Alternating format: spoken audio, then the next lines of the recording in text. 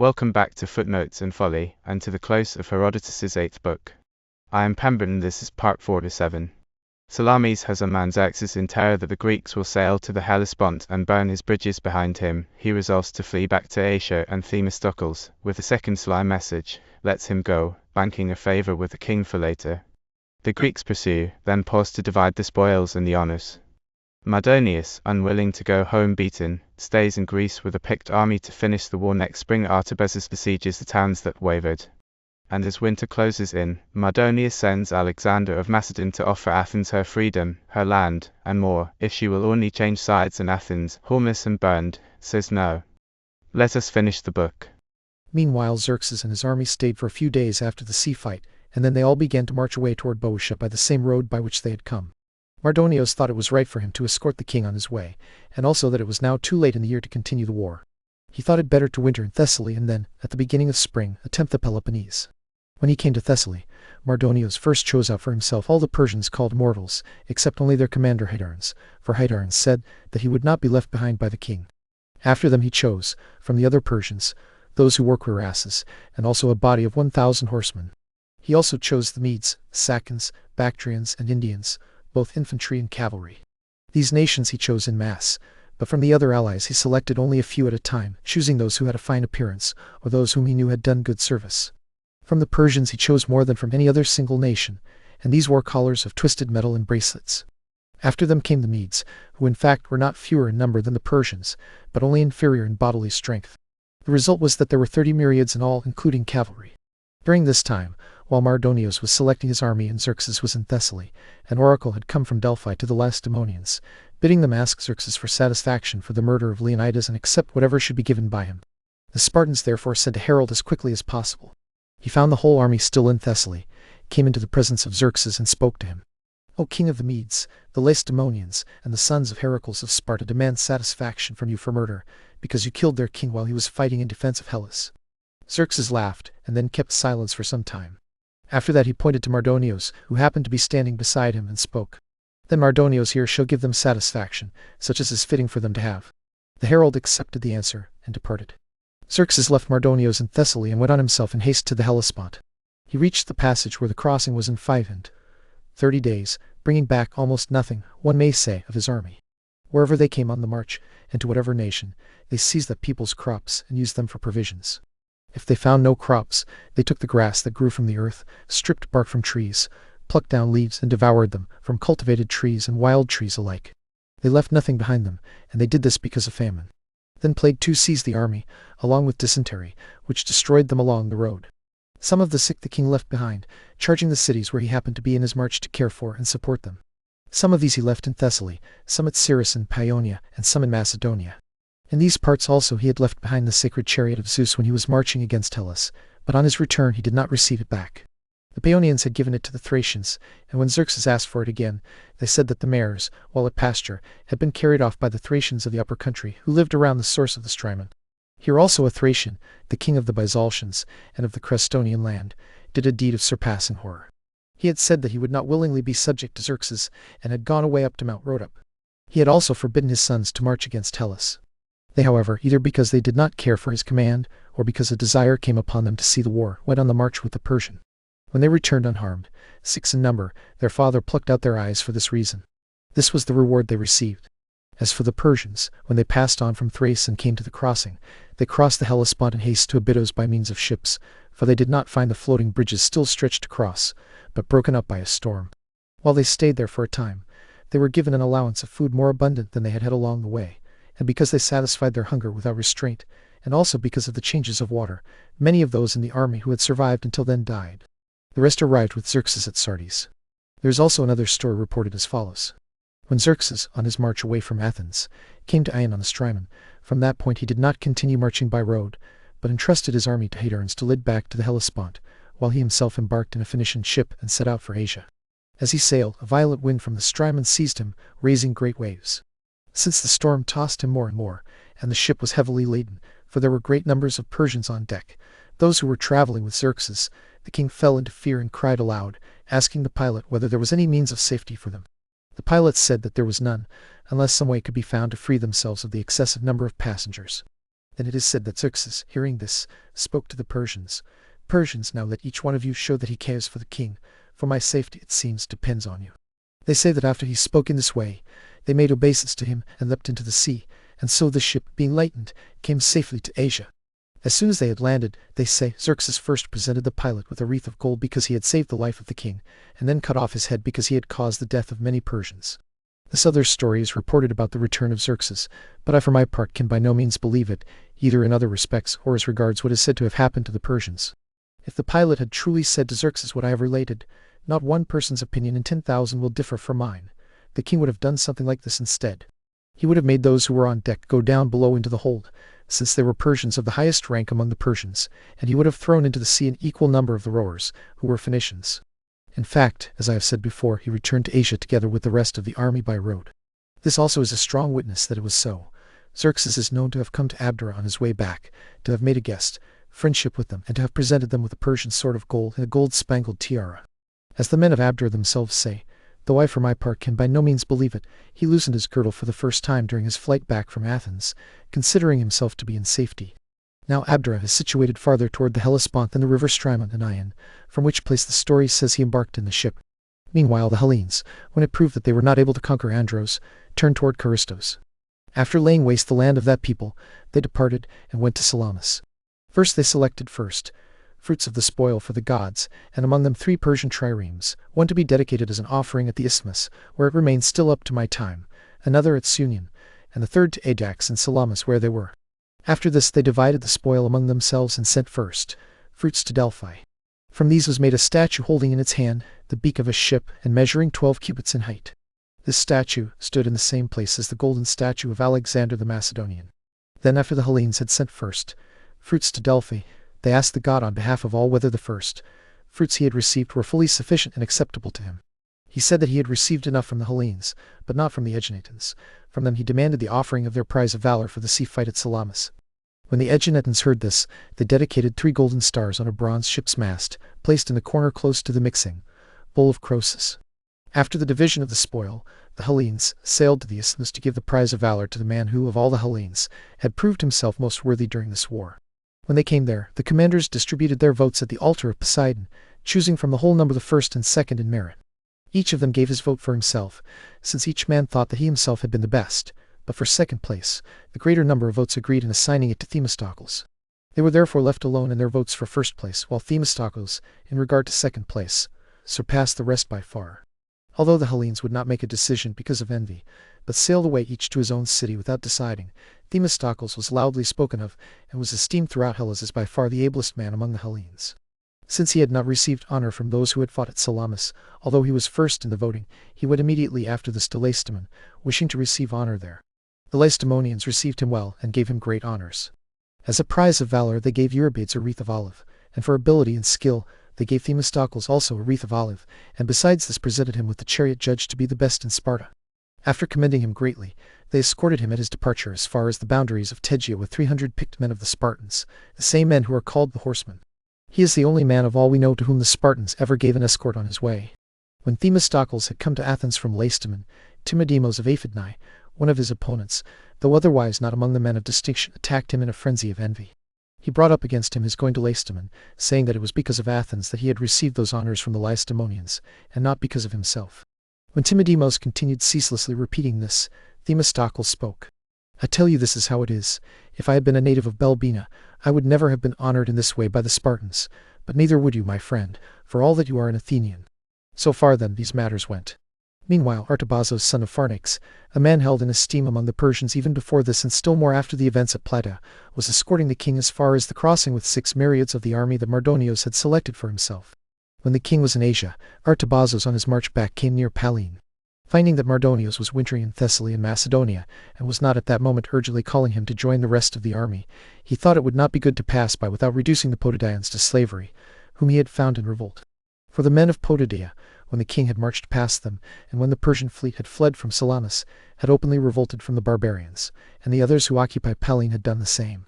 So Artabazus began to besiege Potidaea, and suspecting that the men of Olynthos also intended to revolt from the king, he began to besiege that city too. It was occupied by Bactrians who had been driven away from the Thermaean Gulf by the Macedonians. When he had taken these men by siege, he brought them out to a lake and slew them there. The city he delivered to Critibulos of Toron to have in charge, and to the natives of Chalkidike, and in this way the Chalkidians got possession of Olympos. After taking this city, Artabazus set himself vigorously to attack Potidaea. As he was earnestly applying himself to this work, Timoxenos, the commander of the troops from Scione, made an agreement with him to betray the town. In what manner he did this at first, I for my part cannot say, since it is not reported, but at last it happened as follows. Whenever Timoxenos wrote a message he wished to send to Artabazus, or Artabazus wished to send one to Timoxenos, they wrapped it around the finger, notches of an arrow, then put feathers over the message and shot it to a place agreed upon between them. It came to be discovered, however, that Timoxenos was attempting by treachery to give up Potidaea. Artabazus, shooting an arrow at the agreed place, missed it and struck a man of Potidaea in the shoulder. When the man was struck, a crowd gathered around him, as tends to happen when there is fighting. They immediately took the arrow, discovered the message, and carried it to the commanders. An allied force of the other men of Pallene was also present. When the commanders read the message and discovered who was guilty of the treachery, they resolved not to convict Timoxenos openly, for the sake of the city of Scione, lest the men of Scione should be regarded as traitors for all time to come. In this way, then, he had been discovered. When 3 months had gone by with Artabazus besieging the town, there came a great ebb of the sea backward, which lasted for a long time. The barbarians, seeing that shallow water had been produced, tried to pass across into the peninsula of Pallene. But when they had gone through 2/5 of the distance, with 3/5 still remaining before they were inside Pallene, a great tide of the sea came upon them, higher than ever before, as the natives of the place say, though high tides happen often. Those who could not swim perished, and those who could swim were killed by the men of Potidaea, who put out against them in boats. The cause of the high tide and flood, and of what happened to the Persians, was this, according to the Potidaeans. These same Persians who perished by means of the sea had committed impiety against the temple of Poseidon and his image in the suburb of their town. In saying that this was the cause, in my opinion they speak well. Artabazus led the survivors of his army away to Thessaly to join Mardonios. Thus it fared with those who escorted the king on his way. The fleet of Xerxes, as much of it as remained, touched Asia in its flight from Salamis and conveyed the king and his army over from the Chersonese to Abydos. It passed the winter at Kyme. When spring dawned, it assembled early at Samos, where some of the ships had even spent the winter. Most of the Persians and Medes still served on board them as fighting men. Mardon son of Bygaios and Artanes son of Artaxias came to be commanders of them, and with Anithymetres also held joint command. He was the brother's son of Artanes, and had been added by Artanes' own choice. Since they had suffered a heavy blow, they did not advance farther westward, nor did anyone compel them to do so. Instead they remained still in Samos and kept watch over Ionia, lest it should revolt. They had 300 ships, including those of the Ionians. They did not expect that the Hellenes, on their part, would come to Ionia, but thought that it would satisfy them to guard their own land, judging from the fact that they had not pursued them in their flight from Salamis, but had been quite content then to depart homeward. As regards the sea, their spirit was broken, but on land they thought that Mardonios would gain much the advantage. So, while they were at Samos, they took counsel about doing some harm to their enemies if they could, and at the same time they listened for news of how the affairs of Mardonios would turn out. The Hellenes, for their part, were stirred both by the coming of spring and by the presence of Mardonios in Thessaly. Their land army had not yet begun to assemble when the fleet arrived at Aegina, numbering 110 ships. The commander and admiral was LibriTTS-R, son of Maneres, son of Hegesilaus, son of Hippocratides, son of LibriTTS-R, son of Anaxilaus, son of Archidemos, son of Anax, Andrids, son of Theopompos, son of Nicander, son of Charilaus, son of Eunomos, son of Polydex, son of Prytanes, son of Euryphon, son of Proclus, son of Aristodemos, son of Aristomachos, son of Cleodeos, son of Hilos, son of Heracles, being of the other royal house. All these, except the 2 listed first after LibriTTS-R, had been kings of Sparta. The commander of the Athenians was Xanthippos son of Ariphon. When all the ships had arrived at Aegina, Ionian envoys came to the camp of the Hellenes. They had also come a short time before this to Sparta, and asked the Lacedaemonians to set Ionia free. One of them was Herodotus son of Basilides. These men had banded together and plotted to put to death Strates the despot of Chios, being originally 7 in number. But when one of those taking part with them informed against them, and they were discovered plotting against him, the remaining 6 escaped from Chios, and came both to Sparta, and at this time to Aegina, asking the Hellenes to sail over to Ionia. But they brought the Hellenes forward only with difficulty as far as Delos. Everything beyond this was frightening to the Hellenes, since they had no experience of those regions and everything seemed to them full of armed force. They believed that the voyage to Samos was as long as the voyage to the Pillars of Heracles.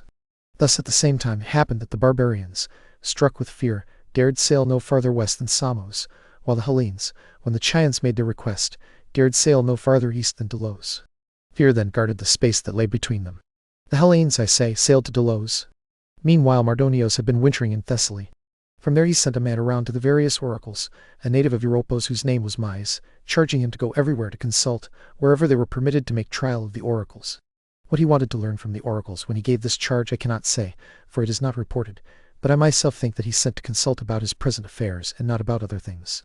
This Mies is known to have come to Libritea and to have persuaded one of the natives of the place, by payment of money, to go down to Trophonius. He also came to the oracle at Abai of the Phocians. Moreover, when he first came to Thebes, he not only consulted the Ismenian Apollo, where one may consult with victims just as at Olympia, but also by payment persuaded a stranger who was not a Theban and induced him to lie down to sleep in the temple of Amphiaraus. In this temple no Theban is permitted to seek divination, for the following reason. Amphiaraus, speaking through oracles, bade them choose which of two things they wished, either to have him as a diviner or to have him as an ally in war, abstaining from the other use. They chose that he should be their ally in war. For this reason no Theban is permitted to lie down to sleep in that temple. After this the Thebans say that something happened which to me is a very great marvel. It seems that Mies of Europos, as he went around to all the oracles, came also to the sacred enclosure of the Tone Apollo. This temple is called Tun, belongs to the Thebans, and lies above the lake Kapais at the foot of the mountains, close to the town of Akraphia.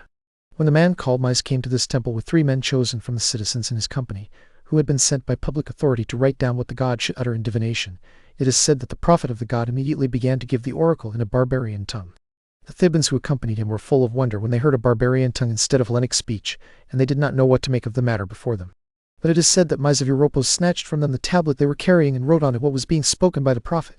He said that the prophet was giving his answer in the Carian tongue. Then when he had written it down, he went away and departed to Thessaly. After Mardonios had read whatever the oracles uttered, he sent Alexander son of Amyntas, the Macedonian, as an envoy to Athens. He did this partly because the Persians were connected with Alexander by marriage. Diagia, the sister of Alexander and daughter of Amyntas, had been married to a Persian, Bubares, and from her had been born to him that Amyntas, who lived in Asia, bearing the name of his mother's father, to whom the king gave Alabanda, a great city of Phrygia, to possess. Mardonios also sent him because he was informed that Alexander was a public guest, friend and benefactor of the Athenians. By this means he thought he would be most likely to win over the Athenians to his side. He had heard that they were a numerous people and brave in war, and he knew moreover that they were the ones who, more than any others, had brought about the disasters that had befallen the Persians by sea. If they were added to him, he thought he would easily have command of the sea, which in fact would have been the case, while on land he supposed himself already much superior in force. Thus he reckoned that his power would be much greater than that of the Hellenes. Perhaps also the oracles had told him this beforehand, counseling him to make the Athenian his ally, and so he sent in obedience to their advice. The 7th ancestor of this Alexander was Perdiccas, who first became despot of the Macedonians, in the following manner. From Argos 3 brothers of the descendants of Temenos fled to the Illyrians, Gomanes, Europos, and Perdiccas. Passing from the Illyrians into the upper parts of Macedonia, they came to the city of Libya. There they became farm servants for wages in the household of the king. One pastured horses, the second oxen, and the youngest, Perdiccas, the smaller kinds of cattle. In ancient times even those who ruled over men were poor in money, not only the common people, and the wife of the king cooked their food herself. Whenever she baked, the loaf of the boy's servant, Perdiccas, became twice as large as it naturally should have been. When this kept happening in the same way, she told it to her husband. As soon as he heard it, he understood that this was a portent and tended towards something great. So he summoned the farm servants and gave them notice to depart from his land. They said that before they went away it was right for them to receive the wages due to them. It happened that the sun was shining into the house through the opening that received the smoke. When the king heard them speak about wages, being infatuated by a divine power, he pointed to the sunlight and said, "I pay you this then for wages, and it is such as you deserve." Goanes and Europos, the elder brothers, stood amazed when they heard this, but the boy, who happened to have a knife in his hand, said, "We accept, O king, what you give."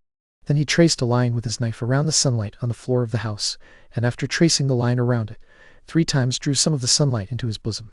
After that he departed, both he and his companions.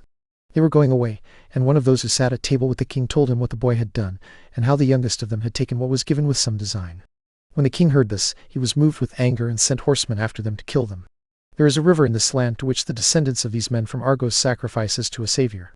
As soon as the sons of Temenos had crossed it, this river began to flow with such a great volume of water that the horsemen could no longer cross. So the brothers came to another region of Macedonia, and took up their dwelling near the so-called gardens of Midas, son of Gordius, where roses grow wild, each having 60 petals and surpassing all others in fragrance. In these gardens, too, according to the report of the Macedonians, Silenos was captured.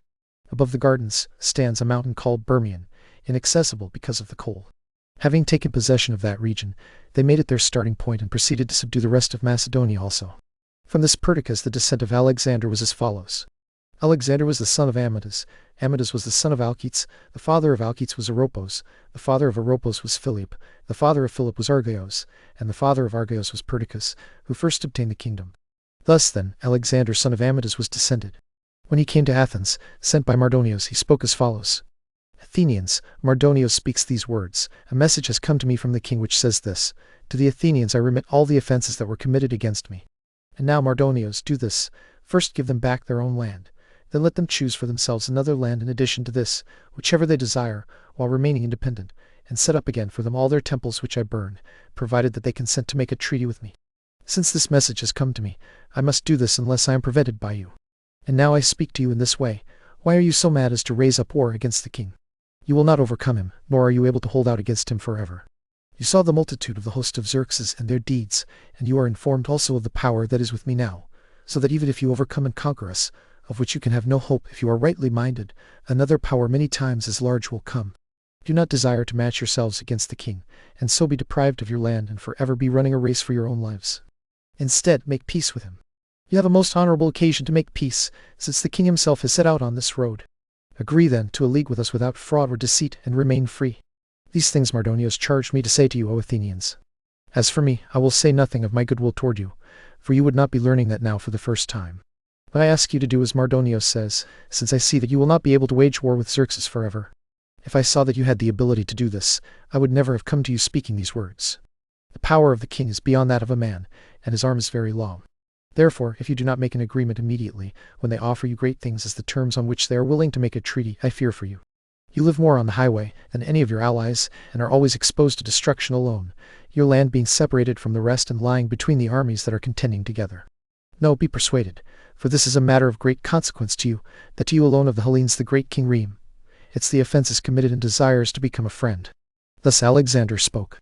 The Lacedaemonians had been informed that Alexander had come to Athens to bring the Athenians to make a treaty with the barbarians. They remembered the oracles, according to which it was destined that they, together with the other Dorians, should be driven out of the Peloponnese by the Medes and the Athenians combined. Therefore they were very greatly afraid that the Athenians might make a treaty with the Persians, and they had immediately resolved to send envoys. It happened that they were introduced at the same time as Alexander. The Athenians had waited for them, delaying the time, because they were well assured that the Lacedaemonians would hear that an envoy had come from the barbarians to make a treaty, and that when they heard it they would themselves send envoys with all speed. They acted deliberately then, so that the Lacedaemonians might see their inclination. When Alexander had finished speaking, the envoys from Sparta followed him at once. The Lacedaemonians sent us to ask you not to make any change in what concerns Hellas, nor to accept proposals from the barbarian. This is in no way just or honorable for any of the Hellenes to do, and least of all for you, for many reasons. You were the ones who stirred up this war when we by no means wished it. The contest began over your dominion, but now it extends even to the whole of Hellas. Besides this, it is in no way tolerable that you Athenians, who are the authors of all this, should prove to be the cause of slavery to the Hellenes, seeing that from ancient time you have always been known as liberators of many. We sympathize with you, however, for your sufferings, and because you have been deprived of your crops twice and have had your property ruined now for a long time.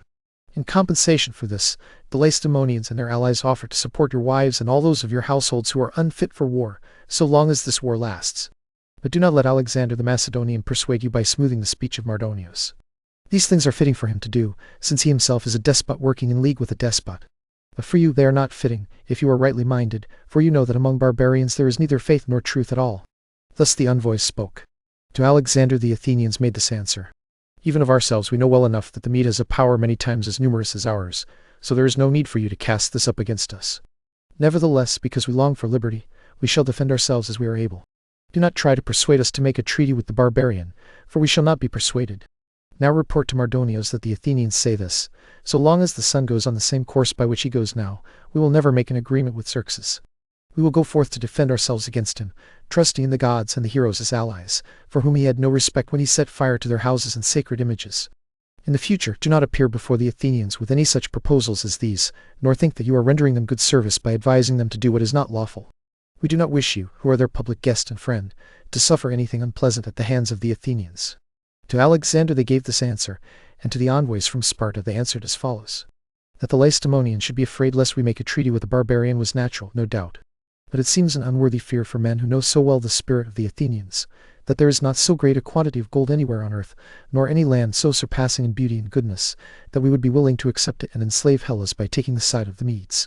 Many great reasons prevent us from doing this, even if we wished it. First and greatest are the images and houses of the gods, set on fire or reduced to ruin, which we must necessarily avenge to the utmost rather than make an agreement with the man who did these deeds. Secondly, there is the bond of the Hellenic race, by which we are of one blood and one speech, the common temples of the gods and common sacrifices, and the ways of life that are the same for all. It would not be well for the Athenians to become traitors to these. Be assured of this, if by any chance you were not assured of it before. So long as one Athenian remains alive, we will never make an agreement with Xerxes. We admire, however, the forethought you had for us, and that you took thought for us who have had our property destroyed, and are willing to support the members of our households. So far as you are concerned, the kindness has been fully performed. But we shall continue to endure as we can, and will not be a trouble to you in any way. Now therefore, since this is fully settled, send out an army as speedily as you can. As we conjecture, the barbarian will be here invading our land at no far distant time, but as soon as he is informed of the message sent, namely that we shall do none of the things he wanted from us. Therefore, before he arrives here in Attica, it is fitting that you come quickly to our rescue in Boeotia. Thus the Athenians made answer, and after this the envoys went away back to Sparta. And the book 8 ends, with Xerxes gone home over his bridges, Mardonius wintering in Thessaly with the pick of the army, and Athens refusing, in words that ring still, to sell the freedom of Greece for any price. The sea is won, but the greatest land battle is still to come.